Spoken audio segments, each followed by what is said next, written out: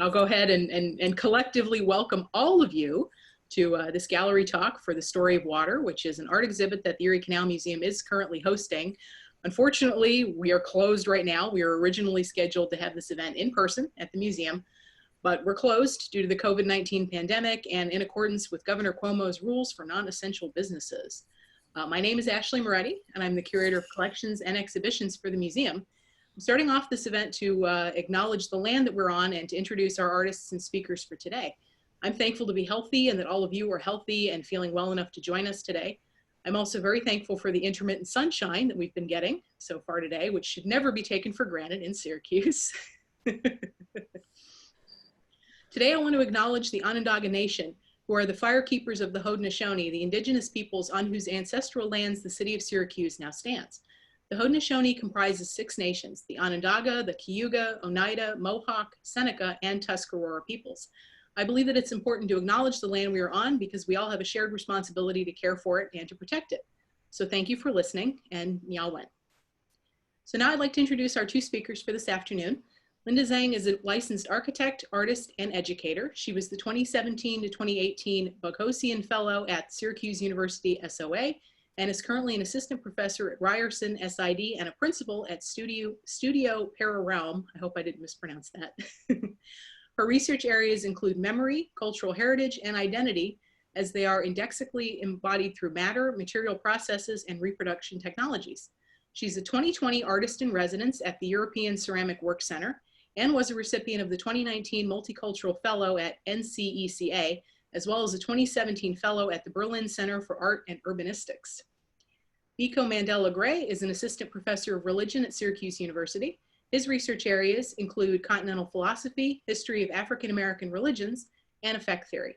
He's currently working on a book that explores the connections between race, matter, and embodiment, religion, and subjectivity through the lens of the Black Lives Matter movement. So now I'm going to turn this over to Linda and Biko. Thank you very much for doing this talk on behalf of the Erie Canal Museum. It's good to be here. We're super thankful am I unmuted? Can everyone hear me? I can hear you. Okay, I think we're good to go. I think it's saying I'm getting a notification message. Sometimes tech works a little awkward. I did want to say it's great to be here. It is an incredible privilege and honor to be presenting in this museum and having this conversation with you all. I won't say too much, but I do want to begin our conversation by starting with this image that we have. If you can see the image to the left of your screen, this is actually the building that the pieces are housed in right now. And Linda, can you do me a favor? Yeah, can everyone see Linda's mouse? Can you do the thumbs up thing in the gallery view? Can you see? So her mouse, where she's rotating, is actually where the pieces are actually housed. This building here has been here. This is the Erie Canal Museum now. Go ahead, no, you can go ahead and move on to the next one. That way, actually, can we see the pieces? That's perfect. So this is actually the room that Linda was highlighting. And so you can see that this is like a piece of history that we're looking at. So we just wanted to say say that it's been a privilege and an honor to present here. Linda, did you have anything else you want to add before we keep going? I echo similar remarks. I actually maybe want to just say a few technical things to the audience as we start also.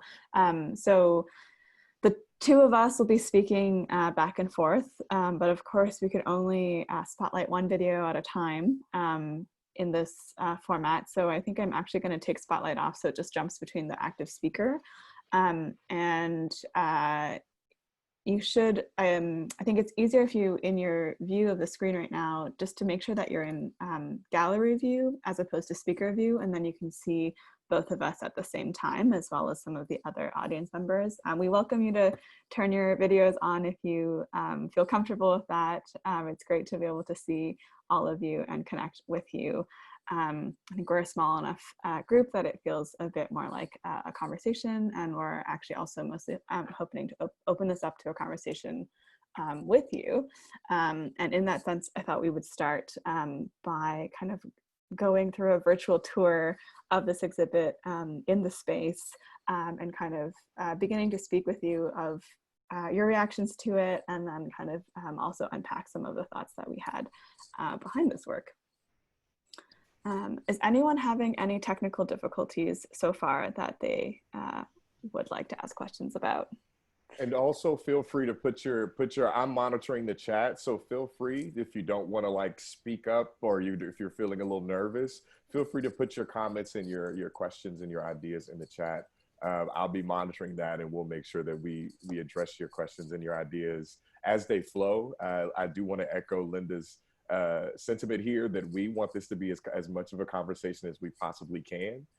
So just if you have ideas as they pop up, we're going to be monitoring. We're going to check in with you and say, hey, like, this is exciting. We'd love to go down this rabbit hole, that if you want to go down a rabbit hole. So we're more than happy to go down those rabbit holes with you all. We want this to be as interactive as possible. This is the space that we're now in. We're in Syracuse, New York, and we can see outside the window here. This is, and below this room is where the canal used to run. This road here is now called the Erie Boulevard, which is paved over where the Erie Canal was. And so these are our pieces. So I'll start just by kind of showing them without giving you too much context. It's as if the wall text is going to come second today.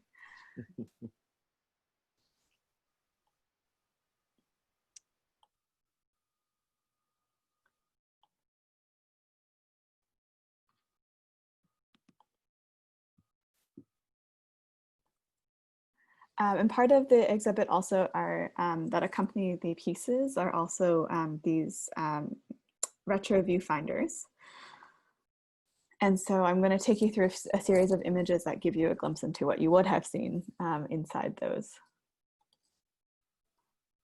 And so those images begin to show some of the process that describe how these things were formed. And so this is an image within a 3D scanning processing software that takes a series of images, photography done by a drone, and calculates them to produce this 3D model.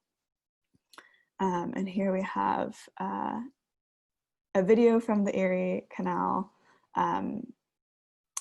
as it crosses over an existing creek. Another image from the 3D scanning software, image mapping from 3D scans, aerial photograph of one of the Erie Canal locks,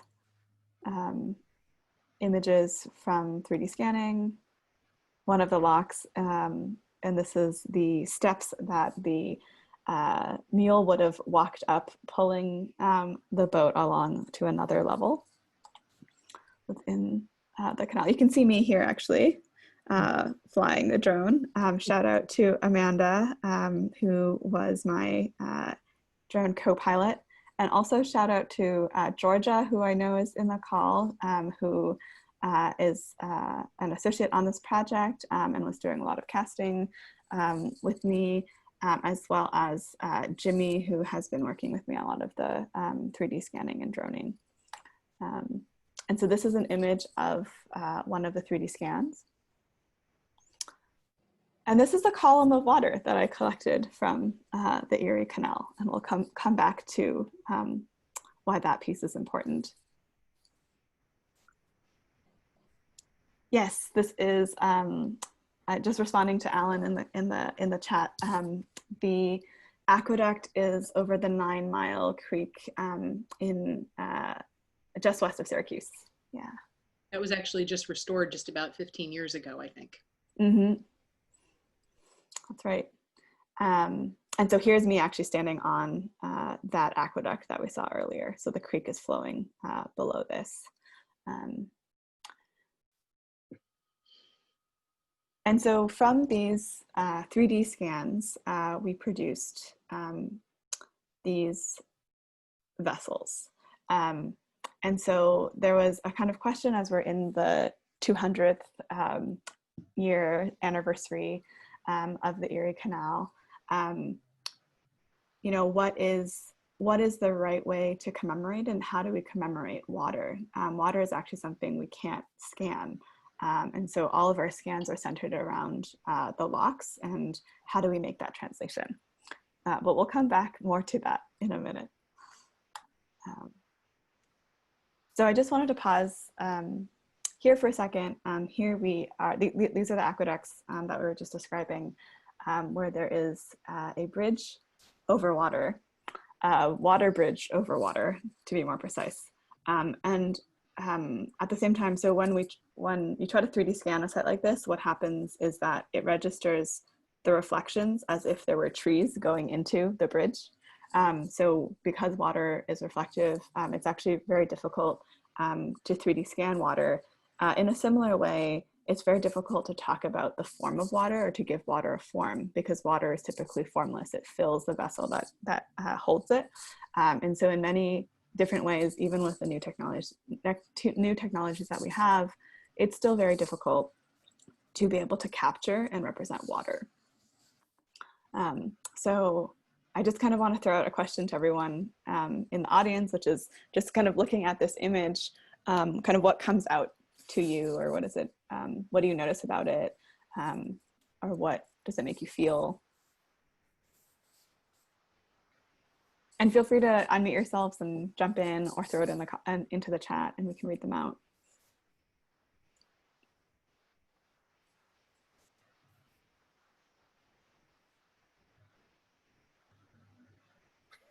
It's ironic. It's ironic. Say more. Can you say a little more, Belinda? Yeah, well, it's striking to have the thing that is usually avoiding the water, containing it, and also containing it while avoiding another part, and then it kind of makes you question the futility of it. Like if there's a flood, then it's just like then what is it? Then it's not a bridge anymore. Then it's just like a lake with 2 entrances and 2 exits. I mean, it just sends off my imagination of like, what could happen next? Yes, great question, Edward. Which water is prioritized? The question ultimately, it's sort of really strong, a really interesting question to ask, in large part because we don't know which one is depending on one's perspective. But looking at this particular image, it's disturbing because the water bridge is actually the one that is supposed to be prioritized, and yet there is this creek here, this 9-mile creek here that predates the bridge, that is originary in this regard. And so then the question is, which one is prioritized? And the question is, when we think about priority, which one's prior? Which one is not simply which one that has priority, but also, do we think about priority in terms of time, or do we think about priority in terms of utility, technology? What gets displaced? These are the things. Yes, hierarchies of water, Allie, like, oh, Chrissy, I see you with the double vessel. That's a little bit of Martin Heidegger coming through for me. I'm not going to go into a whole bunch of details there, but yes, definitely, this is the uncanny, the ironic. I love that word, Belinda. The sort of ironic nature of this thing. Yes, it is incredibly unusual. Edward, I won't go into a whole bunch of details, but one of the big things that we think about in terms of vessels, in terms of Martin Heidegger, is that vessels usually are supposed to hold things, and so we're seeing two different vessels of the same, holding the same sort of, how do we say this, the same elements, to use just a sort of basic way of articulating it. And vessels are supposed to hold specific things for specific purposes. But now we see these particular vessels holding the same thing, a creek and a water bridge holding the same thing, but at cross purposes, literally cross purposes. Can you do me a favor, Linda, and move to the next slide for me? And when I mean cross purposes, I mean cross purposes. You can see 9 Mile Creek rolling beneath the actual aqueduct itself. And I don't know, maybe this is a question for Ashley, like, how deep is the aqueduct itself at this moment? Can you answer that question for us?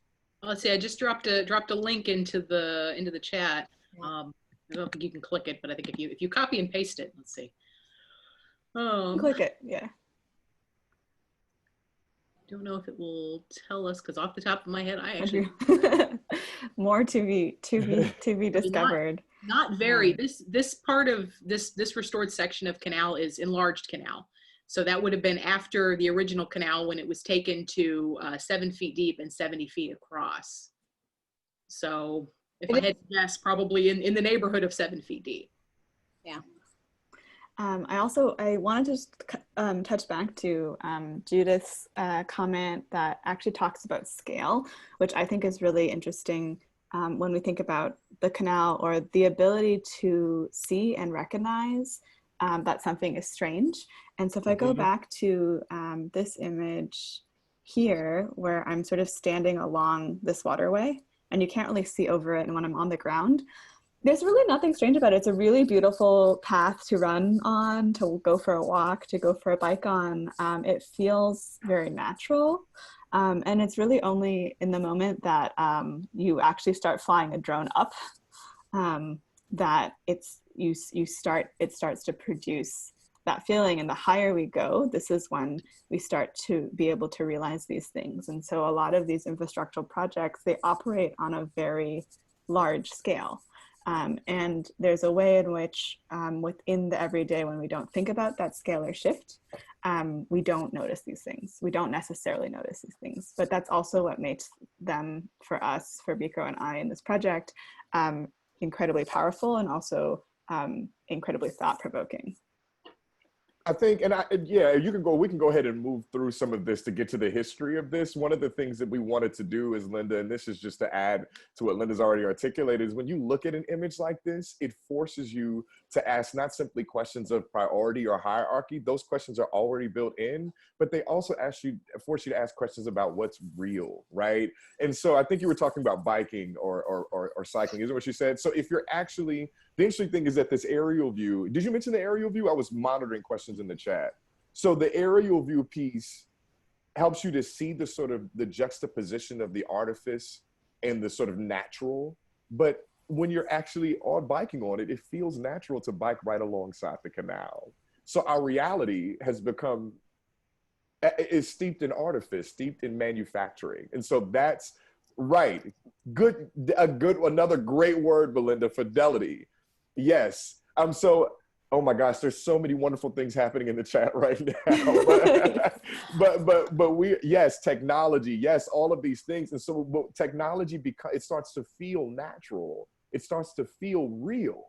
And so we were interested in, how do we think about something? How do we think about the relationship between artificiality and reality? Nature, not simply nature versus culture, but that's a good way of articulating it. But also nature and culture blurring into one another, such that reality no longer feels real, and the artifice starts to actually feel authentic. How do we get to that point where what is natural is no longer assumed, and what is artificial is actually our baseline? And that's what we were trying to sort of think through. In order to do this, of course, we had to think through the history of the canal itself. And the way that we got to this, of course, is through the story of water itself. Linda hinted at this. The interesting thing about water is that it forms and deforms because it is actually formless in and of itself. And so we were thinking about the medium of water. Oh yeah, it is a nice font, isn't it? Appreciate you on that, Edward. Yes. Font shout out to In Bureau graphic designers. I thought it was classy when I saw it too. I'm not gonna lie to you. I thought it was really classy. It was very nice. And I saw the first, I said, this is nice. Anyway, so we were thinking about the story of water, and it's such an ironic or an interesting juxtaposition, because can water have a story if it doesn't have a form? And the answer to that question is that it's yes and no. There have to be multiple stories embedded in the formless element that is water. And so we decided to look at the multiplicity, the multiple possibilities of water, its capacity to form, to reform, to deform, and to transform. And that required looking at multiple dimensions of Erie Canal's history. And I'm going to pass it over to Linda for her to give a bit more details about that, and then we'll come back together. So the Erie Canals, for those of you who are joining that are not from the Syracuse or New York region, you might not already know this history, but for some of you, this is a history that has bugged you constantly in your daily life as it just appears in your cities. But it was built and connected Buffalo through to Albany, which then connected to the Hudson River that went to New York City. And it is essentially the reason why New York City is such a prominent city as it is today, and why all of the New York interior was then developed. And you can see here, there's a section from Buffalo to Albany, and the way that transportation came in was actually, it came in from Albany, from outside towards the interior, right, towards the inside. And that actually means going up. And so there was no way previously to transport goods in this direction without portage. And so the Erie Canal was a system with a series of locks that actually allowed you to travel by boat with products and actually be able to travel seamlessly and move up water to Buffalo. So at the time, that is what led to the kind of rapid expansion. And it's, often cited as sort of like technological feat, technological advancement. It's led to a lot of really great things. And that's the story that is often told about it, but there's also a lot of other sides to that story. And so here we can see the Erie Canal way connecting to Hudson River and going to New York City. And then just in terms of scale, I wanted to show this image because here we can see a different creek, Wood Creek, running alongside this, which looks like it should be some paved large road system, but is actually the canal at Lock 21 near New London. And so we're actually in the 200th year anniversary of the Erie Canal right now. It's a 5-year anniversary, which celebrates, sorry? 8-year anniversary. Sorry, 8-year anniversary, which celebrates the duration of time it took to construct. And so we can see that much of the celebrations are very positive and in some of the similar rhetoric of what we used actually 200 years ago, or almost 200 years ago. And so this is a quote from the Buffalo Emporium in 1825. Well may New York rejoice in achievement that would add glory to the most powerful nation on earth. And so in response to kind of some of those questions, I think a lot of the archival material or imagery that we find around the canal show these sorts of moments of a kind of lost time, of a sort of lost glorious time of development and sort of economic prosperity that is maybe not the present case today. But at the same time, as we look at these questions and even through some of the archives over at the Erie Canal Museum, we also see that any form of sort of advancement or progress, technological advancement, human ingenuity, there's always a kind of cost that has to pay a price to allow these things to happen, a cost to communities, a cost in the environment. And there's also other stories, and there's stories of what that cost meant at that time to those communities and people then, but also what those costs are for us today now, and what are those costs in sort of the legacy of the Erie Canal as well. And so we were kind of looking for a way in which we could commemorate and celebrate the Erie Canal, but in a way that doesn't kind of narrow and focus that story to one thing, but try to be as expansive as possible in describing what it means to celebrate the Erie Canal 200 years later.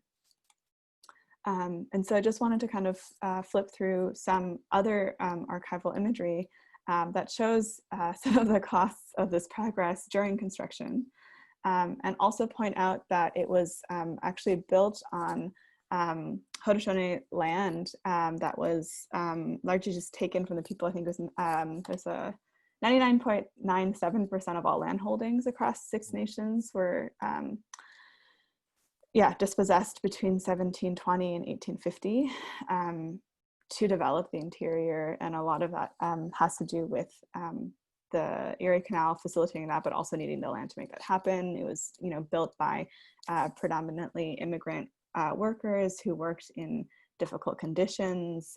They don't have all the documentation for the numbers of everyone who died in trying to build this piece. They have cited that along a 30-mile stretch of the Erie Canal, just west of Syracuse, there were 1,000 predominantly Irish immigrants that died in 1819 alone from malaria in just 30 miles. So I think that gives you a sense of the costs that kind of run along it. Biko, do you want to jump in? I see that you're typing in the chat. I'm just providing some of the outside sort of like background horizontal work that we've been doing, and the contextual realities that when we think about the story of water, it's rarely ever we have to think about the fact that the story of water is always and already multiple, right? And so this is what we were trying to point out with both of these images that we've seen. Can you go back to the images before that? Yeah, with both of these images, you see the displacement. You see that water can, and as much as water can be a space of very strong formation, it can also do some deforming work, especially when we construct artifices or artificial waterways to make this happen. So we don't want to think of it we don't want to think of the canal as simply terrible or as simply amazing, but rather think about the complexities that are involved, the sort of, as we might call it, kind of like a parapolitical reality, a kind of like running alongside the cost, running alongside the progress that is being made.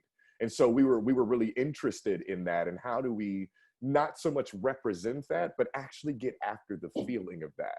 How do you feel the cost of progress? How do you feel this without simply saying that the canal is wrong? Because that's too simplistic of a response to the Erie Canal. We wanted to think about the complexities involved in this story. And so yeah, the question, so we wanted to think about those multiple sort of stories that could be shown in the Erie Canal itself. That's all I wanted to add. Mm-hmm.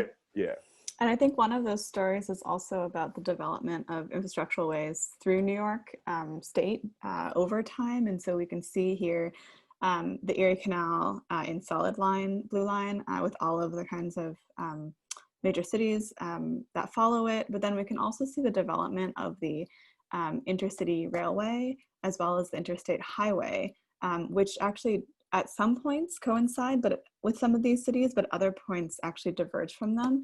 And as these infrastructural networks changed, the kind of economy of these cities were also very much affected, either, just no longer being along it. So, eventually the railway system replaced the Erie Canal. The Erie Canal fell into disuse.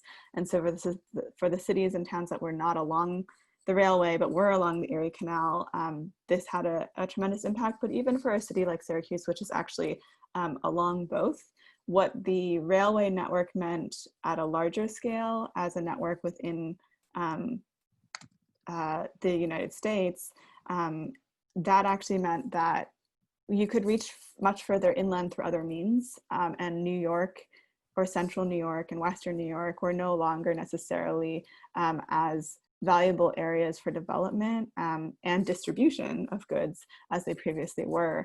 And so we can still see the impact of those things today in kind of some, if we look at articles and headlines of what that has meant for some of these communities even now.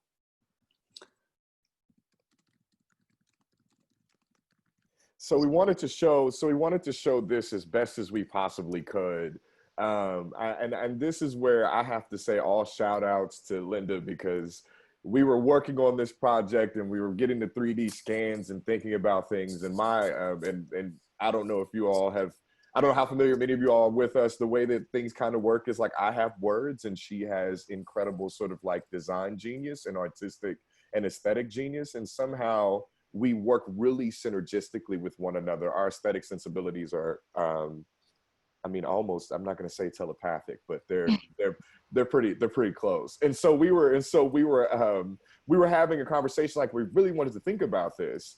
And I don't remember the specific thing that I said, but I said, we have to think about the water. Like, just, I don't know how we think about it. We have to think about the water. And so in the design phase, in making this, somehow Linda comes up with this incredibly genius idea to use silver glaze, or a kind of like metallic glaze. And this is not simply like repeating the sort of like mirror or reflective properties of water, but if you look at the different pieces, so if you can go Yeah, if you can look at these particular pieces, you can see that they're not simply reflecting things, but if we were to like keep them, if you could not see the exposed ceramic, these pieces would look like metal pieces of technology, almost machinery. And so there's a kind of, exactly, so a piece like this is something that we might think of at first glance as possibly coming from some kind of sort of technological plant. But we notice, and this is what I love about the aesthetic pieces, is that there is, you know that these are not actually metal pieces. So if you get to the broken pieces, if you can, I see one of those. Yep, you can go back to this one. The artificiality is right in front of your face. It's right there. You know it's ceramic, but it still feels metal. It still appears as a piece of technology. What do we have here? Okay, we're getting facts in here. In turn, Ashley, thank you for giving us exactly, the population took off and the city grew up. Oh, do you want to see any really, Judith wants to see really close-up views. Linda, I want to. Let me see if I can. You guys have those? I don't think we have those. That's probably the closest one, I think. This is the closest one. Maybe is there one in the Or early... actually, I think in the beginning. Let me flip back. Okay, actually, there was a close-up view right there. Yeah. Did I missed it? Yeah, go back. The other way. Let me see if, because I think there's also a few up here. I'll come back to... That was one of the pieces. Ah, it's so slow. Here.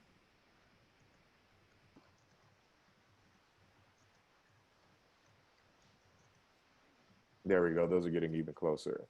Right. Can you stop on this piece for me, Linda? This piece right here actually exposes the artificial, like this, if you did not see the ceramic beneath it, this would appear as a kind of piece of metal. And it actually doesn't distort or at first glance, just like at first glance, the water bridge doesn't really do anything to us. From like a high glance, it feels natural. It almost feels sort of authentic, sort of real.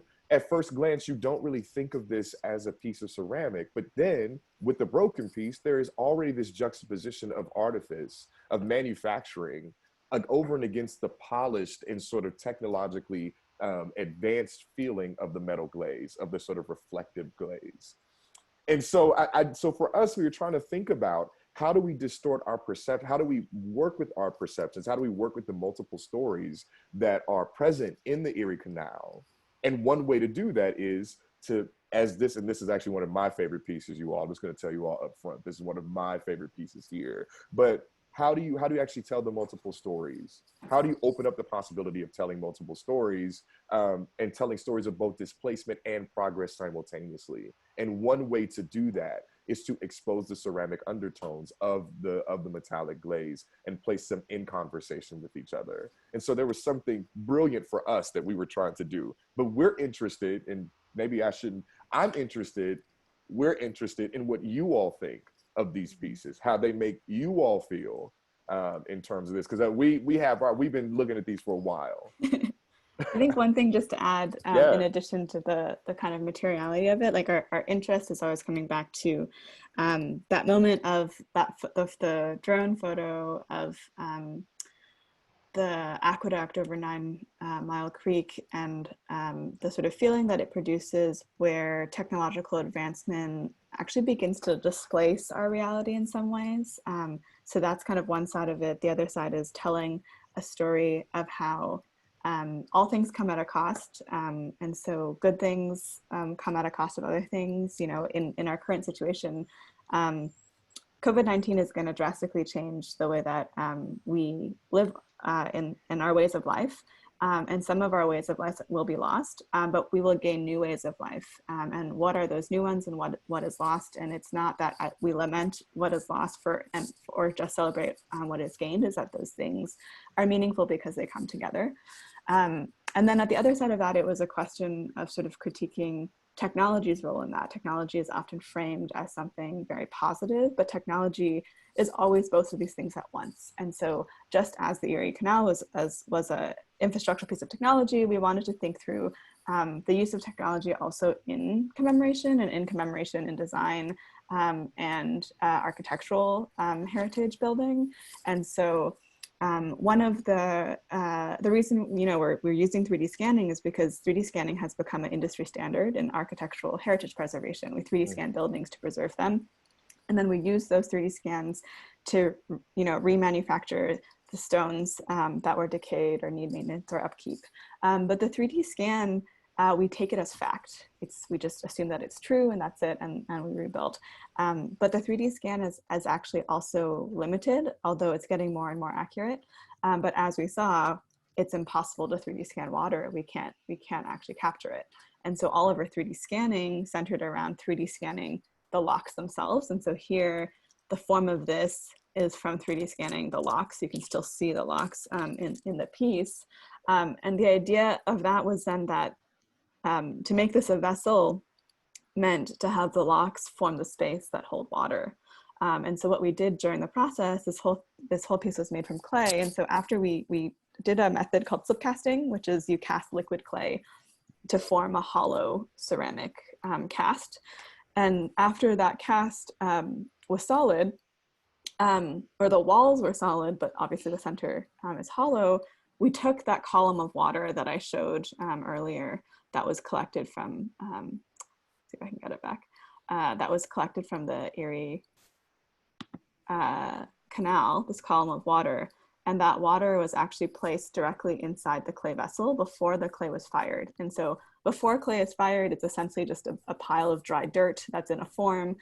Before you put it in the kiln, it won't maintain that. It won't keep integrity. If you add water to it, it just turns back into mud. And so this is, you know, a version of the cast that's, you know, as solid as it is, that had not had water put into it. But as the water is added into it, you can see that the water through each of these different iterations of these vessels is actually melting or kind of deteriorating the walls. And here the water was heavy enough that it broke out and through. And in this case, the water was not as heavy. There wasn't as much water, so it sort of saturated and had the bottom of the vessel kind of melt into itself. And in this case, it was, the cast was so large that the water in how it saturated and then desaturated actually forced the piece to crack. And so how the water then interacts with the locks is kind of the story that we're looking at here, and how that also has destructive possibilities as well. The one thing, and so there's a couple of things happening in the chat that I want to kind of address. The second thing I do want to say is that this is part of the deforming part in the multiple stories piece, is essentially by, essentially, I won't say super injecting, but like by putting water into the cast itself, it helped for us to show the nature of deformation, the water, the power of water to deform certain things, and therefore to mirror a certain kind of historical displacement that happens. And so that was something that we were sort of having a good conversation about and trying to make sense of. I do want to get to, is it okay if we take this, is it okay if we go down this road? Yes. I do want to get to sort of precisely, Chrissy, erosion. That's exactly the word that I was thinking about. If we can look at these pieces, you're absolutely right, Edward, that without certain narrative contexts, many folks might miss the sort of depth of the kind of like thinking that happens behind it. What we try to do then, and this is something that both Linda and I hope I'm not speaking too much for you right now, Linda, you can correct me if I'm wrong here. One of the things that we try to do is to evoke a certain feeling of disorientation in the viewer on the basis of this. So you may not have the backstory. You may not be able to discern, oh, this is about, both, the cost of progress and the wonderful, you may not be, but if these pieces, if you see them in person, feel beautiful to you, but in an eerie way, like I guess all puns intended, I didn't mean it that way, but like, if these things feel beautiful to you, but in a sort of like creepy way, a kind of like, this is gorgeous, but I can't understand why it's pretty, and it kind of shouldn't be pretty, but it is. If there's a kind of affective disorientation that happens, then in many ways our job is kind of done. We want you to sort of reflect on that affective disorientation that happens. You may not have the backstory, but what does it mean that this piece can simultaneously be alluring and in certain ways repulsive for me, right? So I have Linda did a really good job, and I got one of the extra ones because we've been thinking about it. I have one in my apartment, and I love it, and I struggle with it at all times because it is gorgeous, but it's also terrifying in its ability to sort of disorient me, and particularly as it relates to, like, it should be solid, but it's not. And I think that point also actually leads into Amy's comment, which I also want to get to, but I also want to touch on kind of two things. One, which is the kind of a creation of the feeling that you're describing. Basically, like, everything comes back to this image for us, right? We're basically trying to reproduce the conditions of this image and how that image makes us feel, which is to say how the Erie Canal just is on its own, to sort of capture that spirit.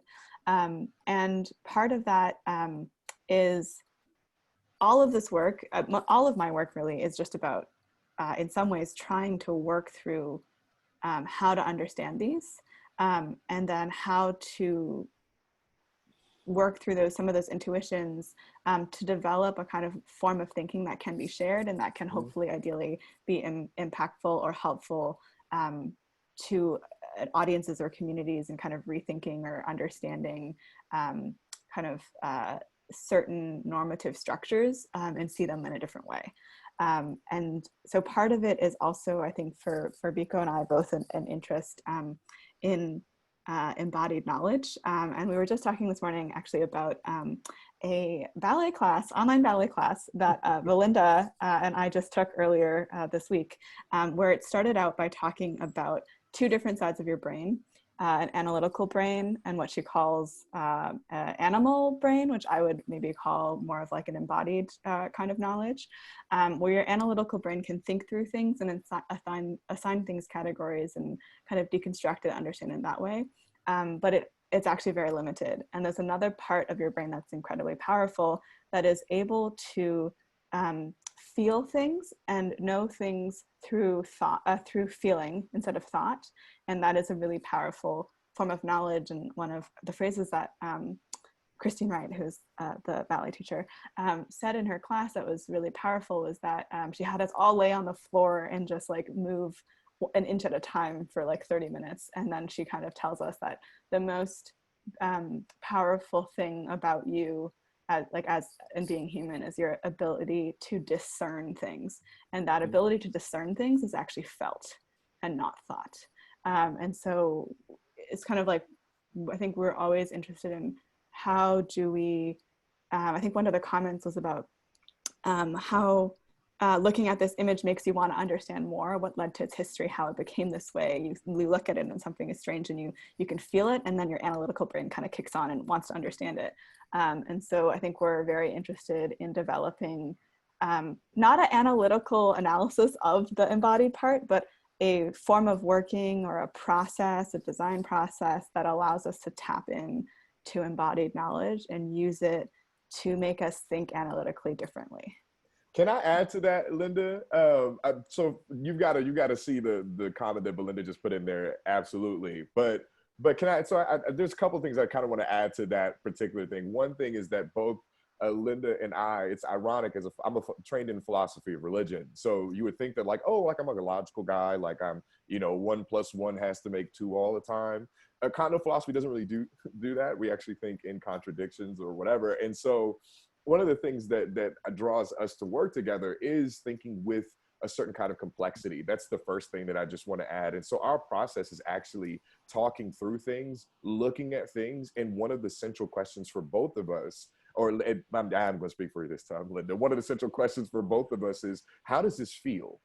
How does this feel to us in the design phase, right? And what can we, and so this intuitive sort of affective embodied feeling becomes central to our sort of like epistemology, right? A kind of, yeah, exactly, Ashley. Studying philosophy and teaching it requires that you learn how to think. And for me, it requires that I learn how to think differently. And one of the things that we both kind of ask ourselves and ask us internally and externally, how does this feel, right? And so we think in relation to feeling. And we actually understand feeling as a mode of thinking. So that's the first thing I want to say. To add to that part and to elaborate on that, it's not lost on me or Linda, I think, that we're both people of color who have, in terms of the history of philosophy, in many ways, been understood to only be emotional and only be feeling, and therefore devoid of a certain kind of thinking and critical and cognitive capacity. What we do in our work together is to turn this sort of notion, this historical philosophical notion that feeling is not thinking, on its head, and to say that you can actually think through feeling and think through making, think through matter, through materiality, through these ways that are actually not right, these ways that are actually not always valued in some of our discourses. Is there anything you wanted to add, Linda? No, those are definitely many of the themes. I would say also I might add that I think to communities that have been sort of relegated to feeling over analytical thinking, I would also just add women. If we look at a lot of like Western Enlightenment, talking about like the female barometer and all of these hilarious tools to measure the fluctuating emotions of women and their irrationality, I think it's also part of some of those questions. Yeah, I'm also I want to get back. The comment that I started with that we haven't addressed yet also was Amy's comment in the chat, which was to think that the locks of the canal were shaped by the water from the outside, but in the case of the cast, they were deformed from the inside. Yes. So I think a lot of our conversations have been around the inside and outside as a sort of spatial analytical brain analogy for forms of disorientation. So how do you kind of get outside of your typical worldview that you're usually inside, and how do you produce moments of outsideness and insideness that subvert each other? And so, you know, we were talking earlier about how the vessels are hollow, and a vessel is usually supposed to contain something. It sort of contains a void. The vessel itself should be solid. And so what does it mean for the vessel to be mirrored? The mirror should be just on the inside, logically, like the thing itself should be on the inside. But once you mirror the vessel, you've kind of put the inside on the outside as well. And that also applies in terms of, you know, the actual literal locks held water between the locks. And so we scanned, you know, the locks and then put the water inside of where the stone should be. And all I'll add here is that this is part of the work that we've done together. I guess since I've met you, is sort of deconstructing certain ideas of interiority and exteriority, or kind of like hard and fast distinction between the two. These pieces from a distance, if you can't see on top of them, if you look at them from their sides, they look solid. But then when you actually, if you didn't see the top of these pieces, if you didn't see the top of that piece, it would look solid. And then somehow on the inside, they're not solid, but then also they're reflective on both inside and outside, to the point where the interior exterior distinction starts to play with you aesthetically. What is the inside of this piece? Where is the inside of this piece? Where is the inside of any of these pieces? We don't know, because it's on the outside too. I think Alec had a question about the casting process. So if you wanted to say a bit more. I actually think the comment you just made actually translates really well to Alec's question about casting. Like, I think one of the reasons I love slip casting and I love the process of casting is because these inversions of positive and negative, inside and outside, constantly flip just by trying to cast the thing on its own. And so for slip casting, you essentially, so I'll start from the end and move to the beginning. And so you have the ceramic piece now, which is the positive shape. It's like the form that you want. And then in mold making, we have a term called the negative. So it's basically like the inverse of the positive, which is what the shape of the mold would be. So this is, if this is the, actually, I don't know if I need to spotlight myself. So if this is the mold, this is the cast itself. Around it, there's actually a plaster mold. that's the inverse. It's basically like a cube that has a hole in it, which is the shape of the thing that we want. And the way that slip casting works is slip is basically clay with a deflocculant added to it, which the thing that I also love about the weirdness of slip doesn't actually necessarily have more water content than solid clay. It's actually because clay on a molecular level is made from a series of tiny platelets. And when they usually kind of like collide with each other and make it solid. But when you add something called a deflocculant to it, it negatively charges the platelets so they repel each other and they just kind of slide over each other. So even with not actually necessarily adding more water to the slip than your solid clay, it's liquid. You can, of course, also dilute it more. But I love that the clay can be two states at once and have the same consistency inside. I just think that's kind of like mind-blowing. And so you take this liquid form of clay and you put it inside the plaster.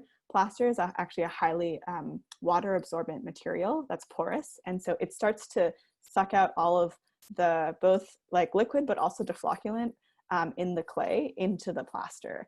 And so as that happens, you start to form a solid layer of clay along the outside while the inside is still liquid. And once you get to a certain wall thickness that you want, you just kind of dump out the excess liquid and you end up with a hollow cast. And so in addition though to the cast that you're trying to get and the plaster mold, you still need to form the plaster mold, which actually means you need to make another positive mold that's in a different material. That's not quite the piece that you will have when you finish, but it's like you have to break the mold down into many pieces, and it's that piece plus also the outside, because you need to form the walls to cast the outside of the plaster. And so there's this whole process of negation back and forth that happens, and then that mold comes from another positive form that is from a digital 3D scan that needs to get translated into a physical material. And so just even in the process of casting, all of this is going back and forth constantly. And for me, that's why, like sometimes I can just decide that like this project has, if a project has a lot to do with like voids and emissions in memory, I might decide at the beginning, even if I don't know how I will eventually, make the piece, I might decide that like I will do casting as a process because I know that these inversions will naturally happen in casting. And even if like in this case, all we were trying to do was to create a cast to a replica of a piece of the Erie Canal. Or originally it probably would have been, we would replicate the whole Erie Canal and like conserve it. That would be the project. But even in just trying to do that, all of these questions had to be asked. One, I can't possibly drone scan the entire Erie Canal. It would take me years. But on top of that, parts of it just like are not sort of visibly there enough that it can be captured by the drone. I can't capture the water. So I can't even get the whole thing to begin with. And then kind of just even focusing on casting just one lock. How do you cast that? What are the decisions that are made? Does the lock communicate the Erie Canal, or does the water communicate better? Because now I would say what registers more is the deformation and force of water. So what we're really trying to show in these casts is we're just showing the water. We're showing what the water does in relationship to the locks. And though we think of 3D scanning as the sort of like pure way of representing an architectural fragment or a past monument, doesn't the water say more? Or like doesn't the water do more? And so just by casting itself, all of these things have to be decided as you're going along it. I'm in here fielding comments as you were giving us the articulation. I wanted to say, and you might disagree with me about this, I think Chrissy asked, do you observe the pieces individually? I was thinking that they're displayed in a group, but they're not I don't think of them as standalone pieces. They're pieces that are, so on the one hand, they don't form a whole. Like you can't like put them together and like, they're not puzzle pieces like, oh, this piece goes here and this piece goes here, but they're also not standing alone in terms of like being solipsistic sort of, they're not individuated. They're not like this piece has its own pedestal spotlight. It's like all of these are on these sort of individual places, but they're meant to be fragments of multiplicity. Okay, but let me see. I found it quite fascinating. How does it feel? Can maybe try and arrive at this sort of deeper knowledge of subjective topics. Can you say a little more, Reese? Oh, hi. I guess because I'm this is the first time I've really like been able to understand like the Erie Canal project. So then I'm still also trying to sort of wrap my head around the whole philosophy and also like the process that you guys took to arrive at this. But it's just interesting that like I guess like for me to focus on that question of like how does it feel and being driven by that, where not necessarily forcing or causing like deep analysis of a subject to be restricted to like scientific analysis, or like talking about these like these almost tangible ways of representing something, or like determining something, like let's say you're measuring with numbers or absolute values in a way.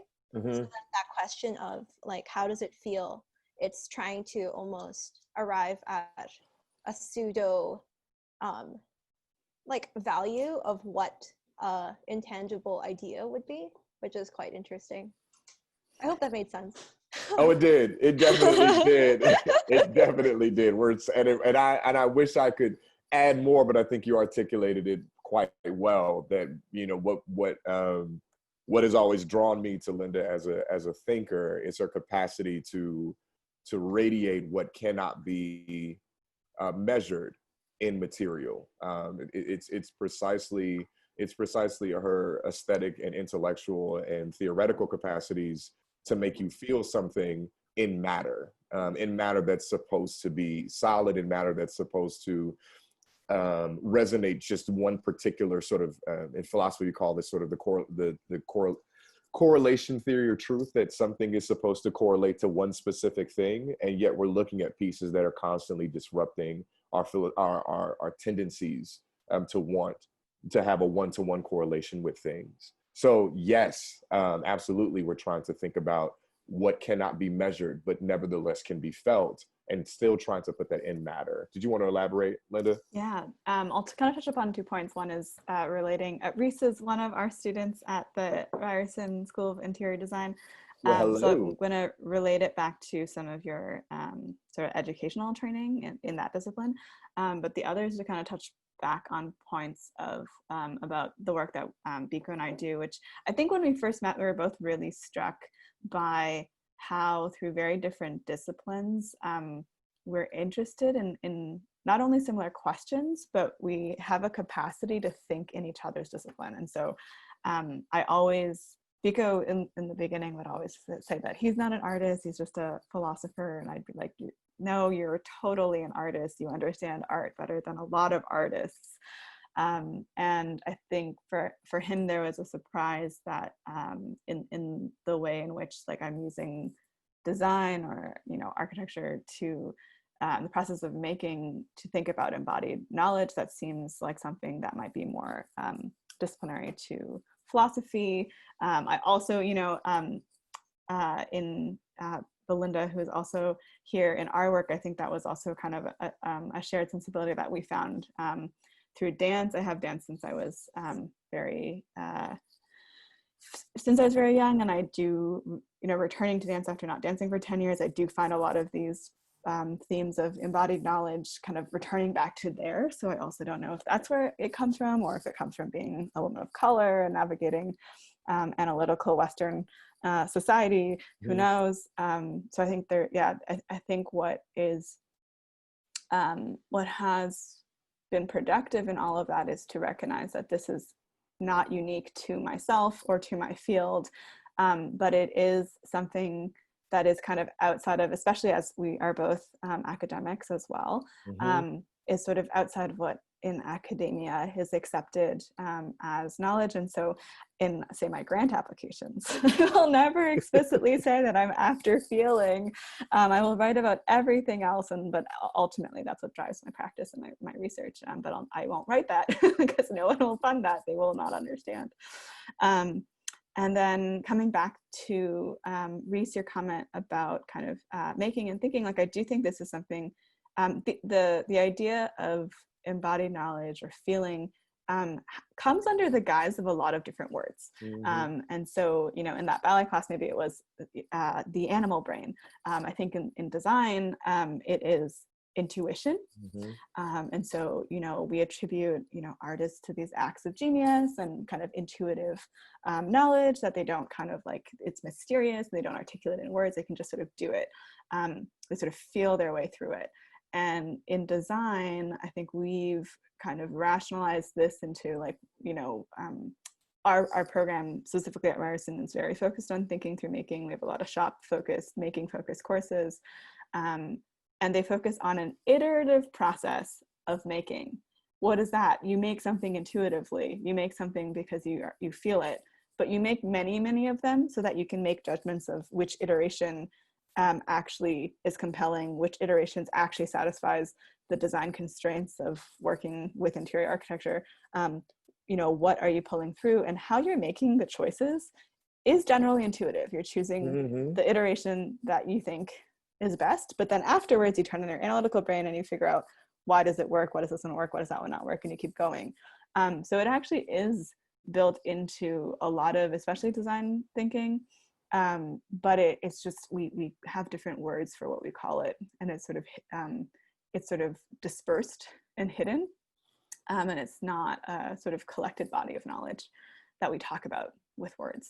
And maybe it shouldn't be, I don't know, like.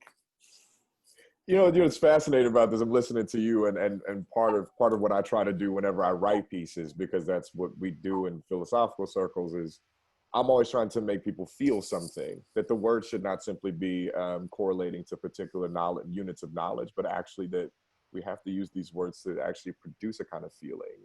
Right. And I think, Judith, I think that's an interesting way of putting it, that we do make decisions with our guts and ultimately justify them with our intellect. I usually, as a philosopher, I probably shouldn't say this, I make decisions with my gut and kind of stay there. Like my intellect, like what happens is that the folks who I'm thinking with, they're just mere lenses for me to understand my gut better. And so there's a way that I sort of like draw from that, and then to hope that other people can feel in the same way.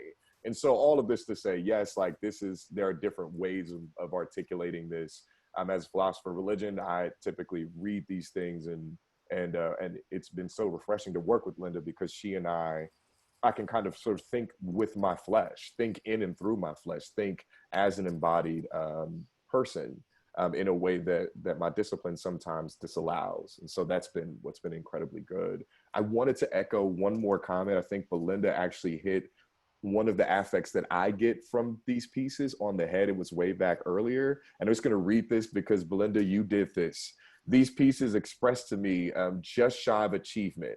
Like in that they feel like they're just about to sharpen one another to a final degree, or that they're on the other side of achievement, that they're eroding or breaking down after being the thing that they ultimately wanted to be, right? That they're on the other side of precision. They're right there. And they name this sort of horizontal moment, right? In both cases, they invite an empathetic response. Like you can feel the ultimate ambition just beyond reach. And yes, the initial disorientation and enchantment opens you up to have questions. So I just want to say, like, that was a beautiful way of articulating the feeling that I'm after when we work.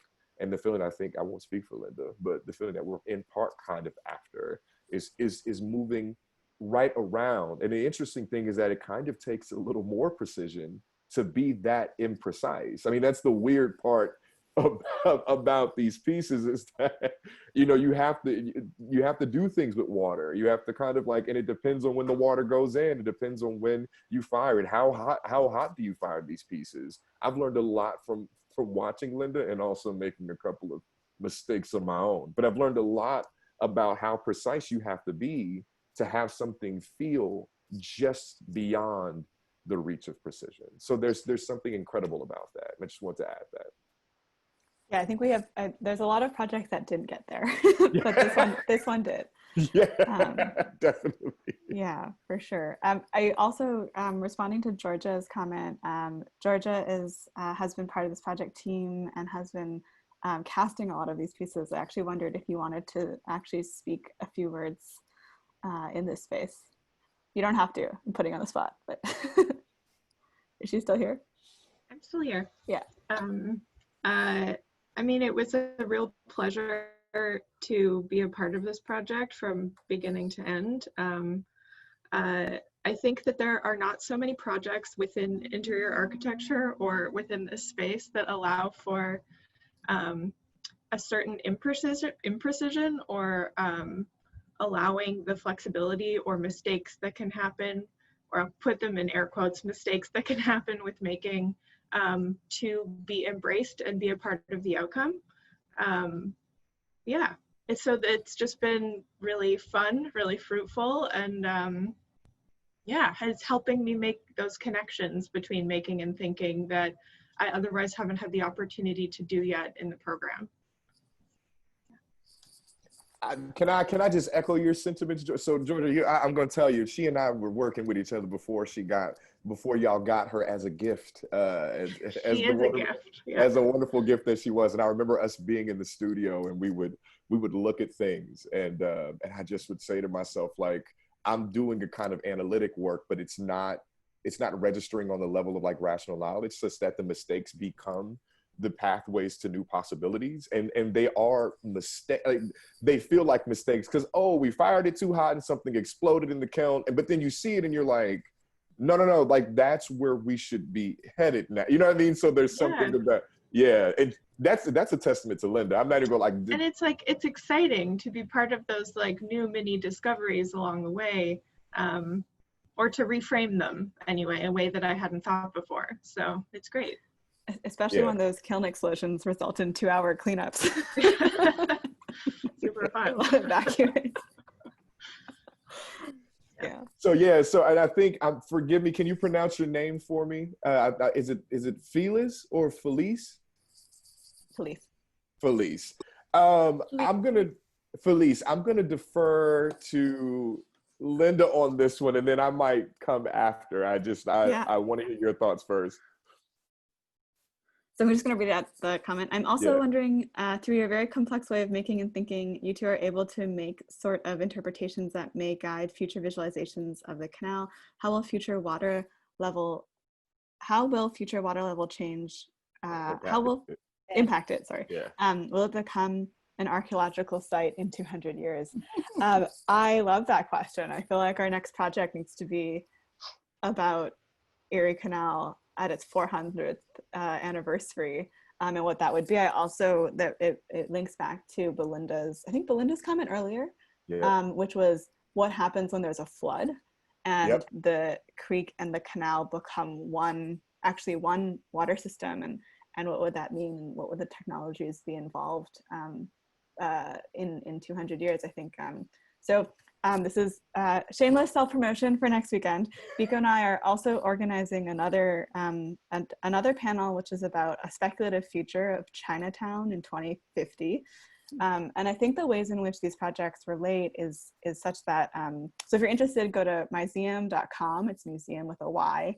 So it's My Toronto Museum, and you'll find project information there. It's also on Eventbrite. Or if you're interested, just message me in the chat. I'll send you the link. But with that workshop, we wanted to speculate on different possible futures for Chinatown. And I think what relates in both of the projects, although this one was kind of more looking back and looking forward, is an expansion of possible presence, and either present in the past or present in the future. But the idea that the present that we have right now, or the past that we know, or the future that we think is coming, is only one actualization of many, many, many possibilities. And all those other possibilities are not less real. They're all present, they're just not actuated. They're less felt.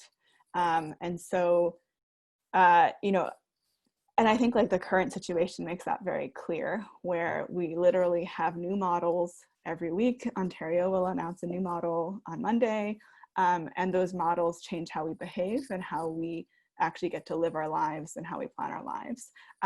But that model is one possibility, and by next week, it could be a different model. And so I think, yes, parallel universes. This is actually why Pararaum, which is the studio practice, is called Pararaum. So Raum is German for space. I moved to Syracuse from Germany. And para is about para-ontology, so running next to something. And so all these multiple parallel universes, but then trying to situate our current reality as one of them.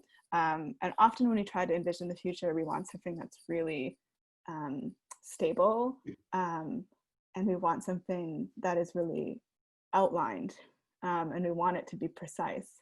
And so that, like, I think that would be actually a really great project, is like thinking through Erie Canal in 200 years from now as expansively as possible, and allowing all of those multiple presents, that it's okay that they can coexist. And what would that look like?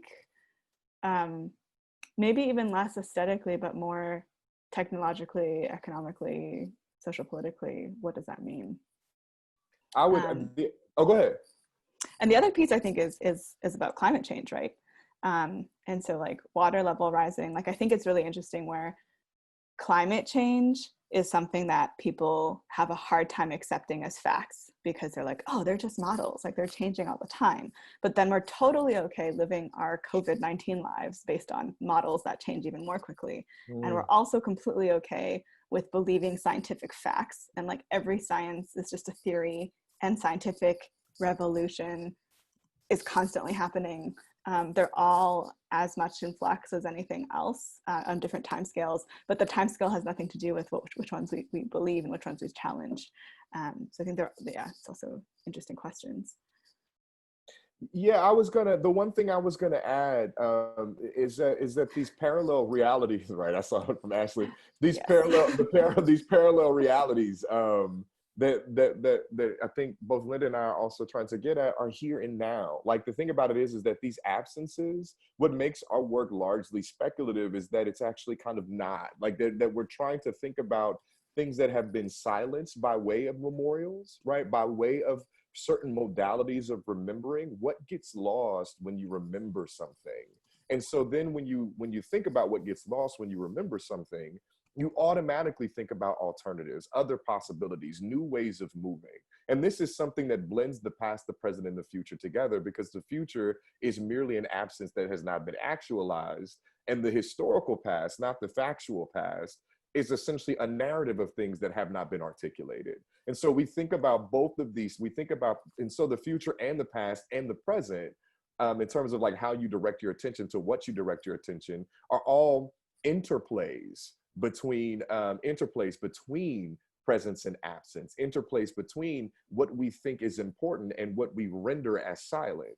And so part of the work part of the ethical undertones of both of our works, both together and in our own particular sort of like research projects, is to think about what would happen if we turn to what's been understood as absent or silent, and thought with that in relation to normative and dominant narratives. And that produces a new speculative possibility and a new way of thinking about ethics and incorporation of other folks. I just want to add that to that as well. Yeah, and I think another way of words around those questions that I sometimes use also is just thinking about history, like thinking about memory.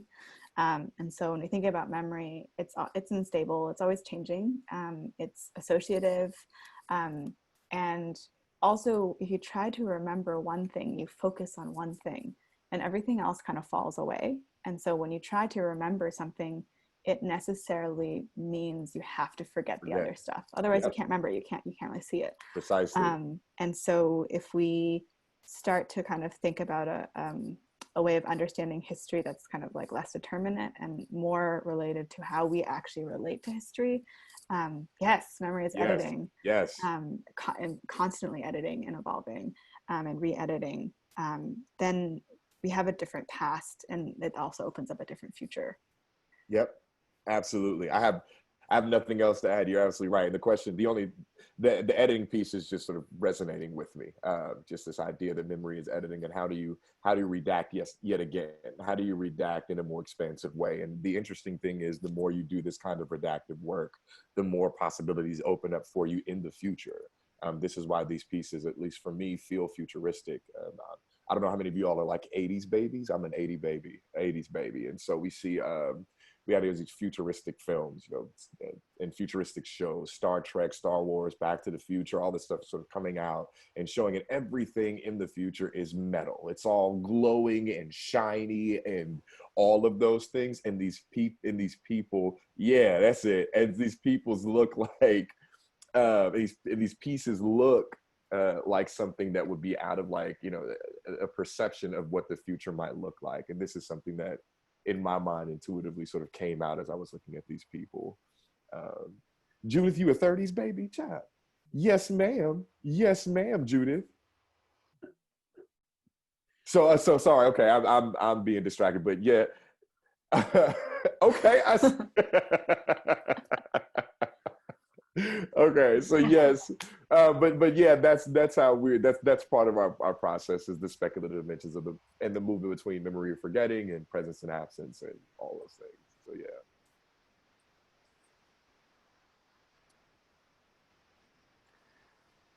I think that might be a good place to wrap up. Our chat has been, like, the chat room has been so engaging. Yes. It's been so much fun. I really appreciate that level of wanting to join on this conversation with us from all of you out there. I know it's difficult when it's online. So it's been really, really fun. It has been, I'm over here typing, thanks to Judith. It has been amazing. Thank you all for being so engaged in the chat. Thank you all for asking some really, you know, interesting and penetrating questions that we will, no doubt, will influence what we might do next. And so I'm super happy and super thankful to have been a part of this. It is incredible. Yeah, now we can see everybody, and yeah, I really appreciate you all for coming through and being a part of it and making this a conversation. We were